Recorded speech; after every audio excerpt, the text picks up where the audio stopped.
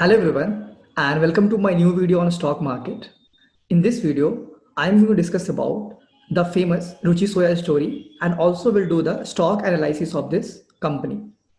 And like this stock, Ruchi Soya Industries has been in news since it got listed again in the stock market in January this year.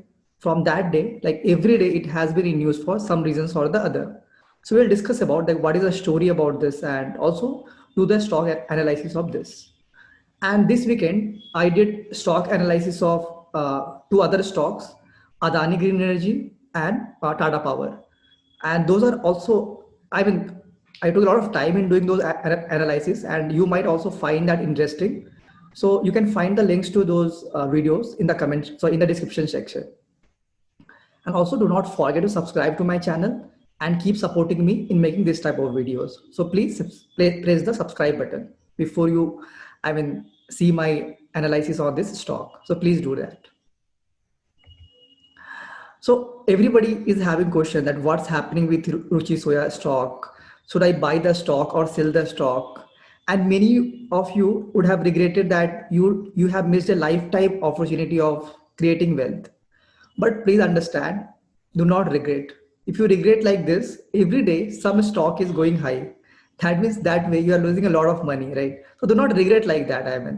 You will see a lot of stocks making money, and you will not have all those stocks. You should be happy with that. What stocks you buy, they are giving returns. Be happy with that.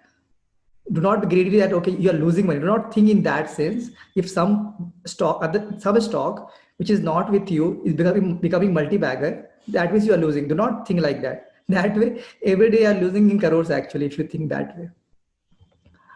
Okay, let's first discuss about what is the business of Ruchi Soya and what actually happened with this company. So Ruchi Soya is one of the largest manufacturers of edible wine in India. So it has a very good market share in this, and it has like some of the brands through which it sells edible oils in India. Like if you see Sunrich is there, Nutrela is there. Then there are other brands also. If you see Mahakosh is there. These are the famous brands.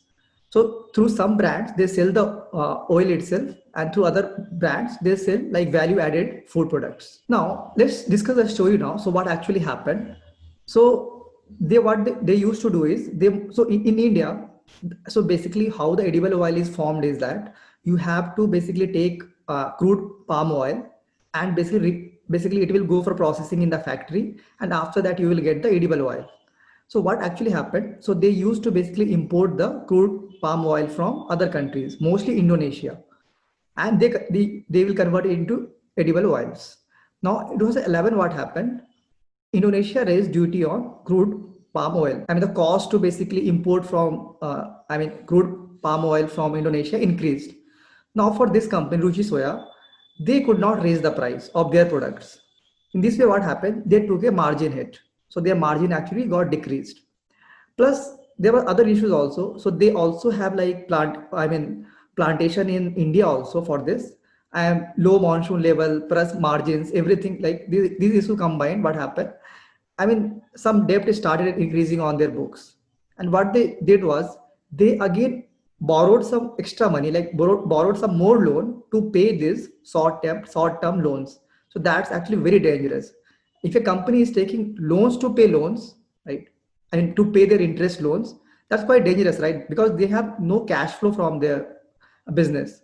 So how long they can do this? Of course, it cannot go on like that's what happened. Debt kept on increasing year by year. That you can see in the numbers here. I will show you the numbers here. See here. There, like if you see the interest, right? So it was 199, 195, 186, 2011, 291, 722, 676. You see the interest rates keeps the interest they have to pay to the banks or other lenders. This kept on increasing. If you see, it went to 1479, 2016. Now, but if you see the profit that they are making, so they have to make profits to pay this interest, right? Now, if you see operating profit itself, if you see in many cases, like they have negative profits or almost like after profit, after tax, if the profit is very less on the revenue of 30,000 crores, the net profit they're making is only 273 crores. That's quite less, right? So that's what actually happened. And you can see the loss in the last like 17, the issue happened mostly here, 16, 17, 18, they went into the loss. They were not making money. Then how will they pay these lenders? That's where the actual issue happened. So it started long before, but the actual, actual effect, if you see, was felt in these years. Similarly, you can see the borrowings here, how their borrowings have increased. So 1990 crores to, if you see here in 2011, 4,500, then 6,218, 7,000. Again, it got decreased to 3,800, and it kept on increasing. So the debt level, it kept on increasing to almost close to 9,000 crores. And they do not have any cash flow from their business to pay this. And also you can see other issue was that if you see the trade receivables, right, this also got started increasing because they had customers to which they are selling this, whatever their products are. Now they were also not paying them, at the right time. So this also, if you see, it kept on increasing. So this basically affected their cash flow. They did not have cash to actually pay the banks. Now, Ruchi Soya owed bank close to 9,300 crores. And then since they cannot pay this, all the banks that gave the loan to this company, they dragged this to basically, bankrupt. Basically, they declared this bankrupt. And then there is a law in India, like for bankrupt companies. Now, of course, the companies do have assets, right? And these banks do want their money. So what banks will do? They will basically sell this company to some other company, and whatever money they get from this selling, they will basically, this will go to the banks. That's what happens in NCLT, if you see, National Company Law Tribunal.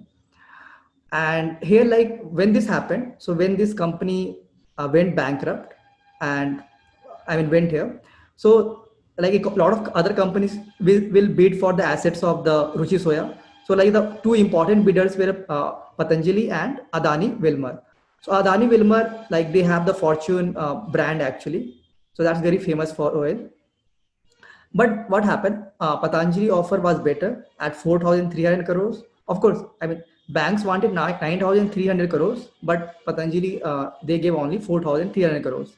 And that was the best bid actually. So of course, banks have to take the cut. And now, how did Patanjali actually finance the buyout of this? So they need 4,300 crores to buy out the company. What they did was, again, they took loan from these banks that give me 4,300 crores more. And they actually pledged the shares, like they got the company, they got like 99% shares of this company. They pledged this share and took the loan again. It looks a bit comical, but yeah, that's the fact. Now it got delisted at price of rupees 3.32 in November 2019 because it got dragged to NCLT and some other companies are bidding. That's why it got delisted. Now what happened after this was that the equity capital of the company got reduced from 66 crores to 66 lakhs. That is divided by almost 100, right? And it got again delisted at rupees 17 on January 2020. That's where all the drama has started. So what actually happened was, so let's say before delisting happened, there would have been many shareholders for the old Ruchi Soya company that got delisted. Now those old shareholders, for every one share, if they're holding, let's say 100 shares of the old Ruchi Soya stock, they got one share of the new listed stock, right? Basically this is called share dilution, equity dilution. That's what happened. And understand new share holding pattern. So 99.03% of the company now is held by promoters. Only 0.97% of the company is held by public. And actually, there is a law actually that is set by SEBI that public shareholding has to increase to 10% in 18 months after relisting. So in next, mostly it got listed in January. That means 18 months after that, the promoters has to either sell their stake or maybe issue some more fresh shares to the public shareholders. And they have to do that minimum 25% in 3 years. So minimum 25% shareholding should be with the public after 3 years. Now see the stock price chart, like you can see right at 17 rupees, it got listed on 27 January 20, and it hit all-time high of close to 1500. And now again, it is hitting lower circuits and has gone to below 1200 levels. So if you see, if somebody has bought this stock at rupees 17, let's say, just imagine it, then the stock would have been 90x bagger from here. But the main issue is that, see, mostly this initially when it got listed, all the old shareholders would have got the stock, right? Because no new shares are coming, right? Because those old shareholders, they would have got the stock. Like for every 100 share of the old Ruchi Soya stock, they would have got one share of this new stock. That means if you see like old shareholders for, they got like one share for every 100 share of the old stock. Let's say I saw that for the old stock, the lowest price was close to 3. And let's say the old shareholder got at that price. Let's say that means, of course, he would have bought 100 shares for the old Ruchi Soya stock. The total investment would have been 300. And after relisting, he would have got only one stock. He or she would have got only one stock. And that one stock price went to 1500. So for him, mostly the best return possible will be around 5x returns. And for someone who bought at 17, of course, nobody would have been unless these old shareholders sold on their first day, maybe. So that is the case here. Now, why such a rise, right? Now you will be asking why, how it rose to, I mean, from 17 rupees to this much. So actually understand this, that 99.03% of the shares cannot be traded in the stock market because that are with the promoters who will not sell it. Now, number of the shares available in the market, that is also called free float, is quite less, only 0.97% of the total shares. Now, but demand for stock is quite high, right? So stock markets work on demand and supply. Stocks are very less, but their demand is quite high. That's why the price keeps on increasing. But when you have like very large number of shares in the public, this will not happen mostly. Now, if you see this here, either it has been upper circuit or lower circuit. That's because of this mismatch between demand and supply. And also maybe price manipulation can also happen in these type of stocks where the float is quite low because circular trading can happen. Like if I have 1,000 shares, you have 1,000, I will sell to you, you sell to me, I will sell to you, you sell to me, right? This way, we are basically trying to uh, basically put the demand high sometimes, then bring the demand suddenly down, right? That's what we are doing. And also there was news of reverse merger hope with Patanjali Ayurveda. So that's their main company which bought this Ruchi Soya. So there was news that, I mean, Ruchi Soya and Patanjali Ayurveda will merge and every shareholder will basically get shares of Patanjali Ayurveda. But the management has told that that will not happen. And also people are thinking that this is a kind of turnaround story because Patanjali has been good FMCG company, so they can turn around this company. Let's look at the Ruchi Soya market cap. Now it's close to, now not now, it went to like close to 45,000 crores. Now it has again gone down. I mean, it once went like almost closer to Marico market cap. So Marico, if you know, is the market leader in premium edible oil segment. See the Marico sales. Like Marico has sales around 7,000 crores. Ruchi Soya, of course, has good sales. I mean, 13k crores of sales, or almost double of Marico sales. But see the other numbers. Operating margin for Marico is 20%. For Ruchi Soya, if you see, it was 3% in March 2020 quarter and 5% in December 2019 quarter. So of course, their margin is quite less. Also for Ruchi Soya, if you see, like there were 41 crore loss in March 2020 report and quarterly report. And in December 2019 report, there was 151 crores profit. For Marico, if you see, the profits are close to like 1,000 crores, close to. Now, see, these are numbers for last 2 quarters. Actually, if you see here, like in the latest quarter, if you see, this is the, you see this profit and the loss for the year. They have made minus, I mean, the loss of 22 crores in this quarter. And before that quarter, if you see, they made a profit of 151 crores. And their revenue is close to 3,000 crores, if you see, in each quarter. Yeah, this is the case. And of course, they are not paying, if you see, okay, taxes is there. And okay, do not see this number reported PAT because 7,000, this was due to some other reasons. This one. So why, so you will also ask that why it is on lower circuit now. Once it was going upper circuit, now why it is a lower circuit? So of course, one thing can be the bad results in this quarter, maybe because I told you the profit was negative in this quarter. Other can be like reversal. I mean, people will assume that, I mean, the news was that like Patanjali Ayurved will basically do reverse merger with Ruchi Soya. But the management told that that's, the news is actually not correct. So maybe because of that also it may happen. Or maybe some stock manipulation can also happen. We do not know. I'm just guessing some reasons. But okay, other than negatives, there are some positives also about Ruchi Soya stock that we should look at. It's not, see, understand this, Ruchi Soya industry, before it actually got delisted, it has good market share in edible oil segment. Understand this.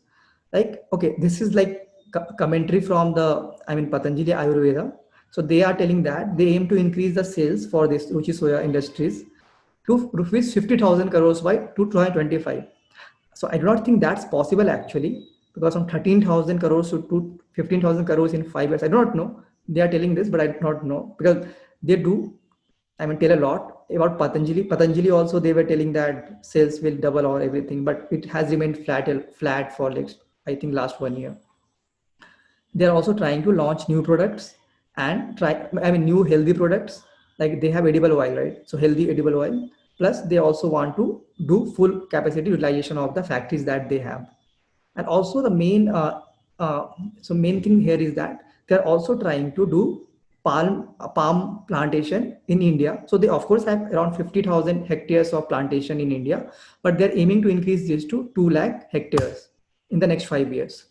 And other than that, government is also trying to basically reduce the import of crude palm oil from Indonesia and other countries. And that's why they are also entering into this and expanding this. And actually, even companies like Godrej Agrovet was interested in the palm oil business of Ruchi Soya when it was like going through the proceedings of NCLT. That time, even Godrej Agrovet was interested in this.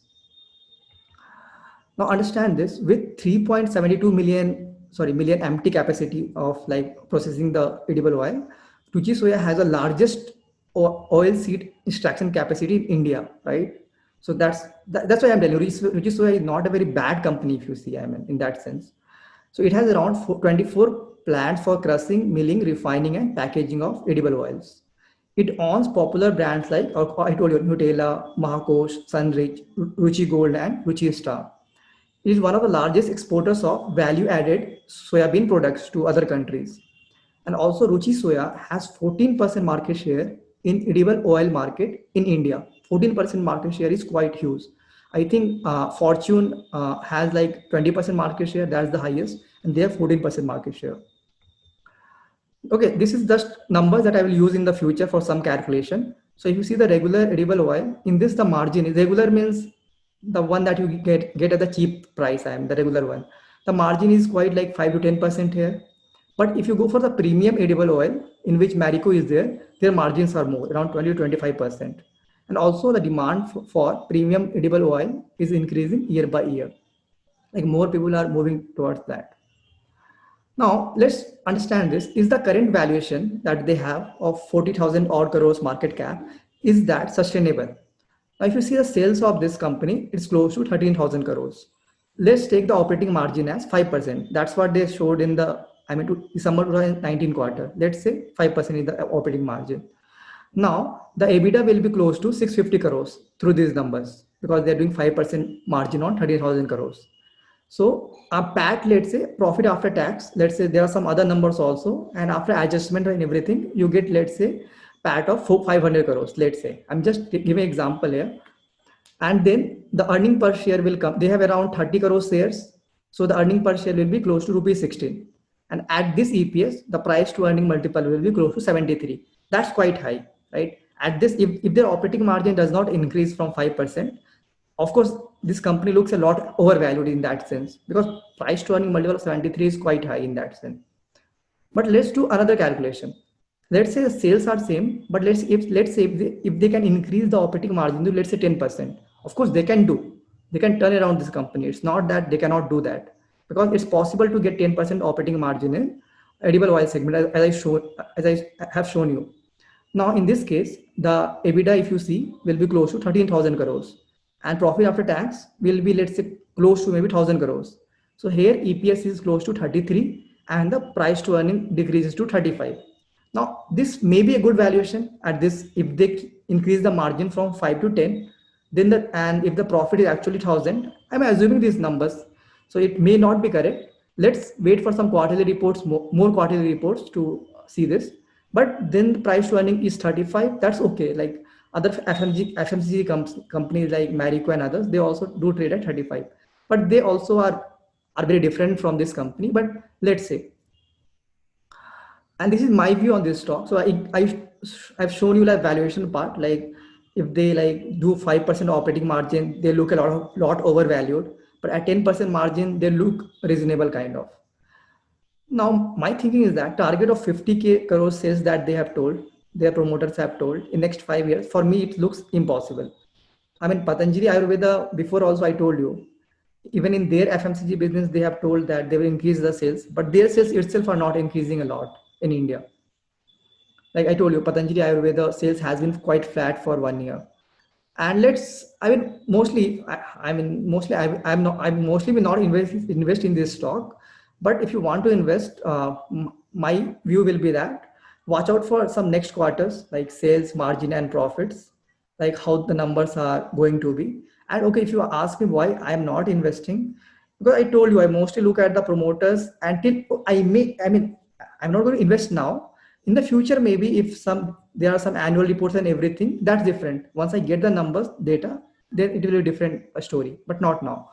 So next few quarters, if you see, look out for their numbers like sales, margins, profit, return on capital employed. Look out for all the numbers in the next 3 to 4 quarters. It can be a potential turnaround company, because I mean, I told you, India is actually trying to restrict the import of palm oil from Indonesia and other countries. And if they start doing the plantation in India itself, so of course they will earn good money. They have good, I told you, they have very good assets, a lot of factories plus palm oil business. And and also the real price will be reflected actually in the stock once 10% shares are allotted to the public. That's where actually you will see good, I will say, good connection between the demand and supply, and actual stock price should be reflected at that time. And I will advise you, do not jump in now. For long-term investor, if you are a long-term investor, do not jump in now at this price. Let's wait for at least one annual report to come out. Let's wait for their planning and everything, their management commentary and everything in that report. See the numbers for 1 year, then maybe take a decision on if you want to buy the stock or not. So do not jump in just now looking at the 1 quarter results. So because not much of data is available in the domain actually. Even see, Patanjali Ayurveda is a private company actually. Even there is not much available data about their promoters, about how much profit actually that company makes. Only sales people know, but nothing more. So let's wait for the annual report at least, and 2 to 3 comes minimum 3 to 4 quarterly results. And if you find everything increasing, maybe like sales are increasing, margins and profits are increasing, and do some valuation on this, like what is the price to earning and everything. And if you find it interesting, do buy it, but not now. So that's my view on Ruchi Soya stock. And if you found the content interesting, do not forget to subscribe to my channel. Thank you.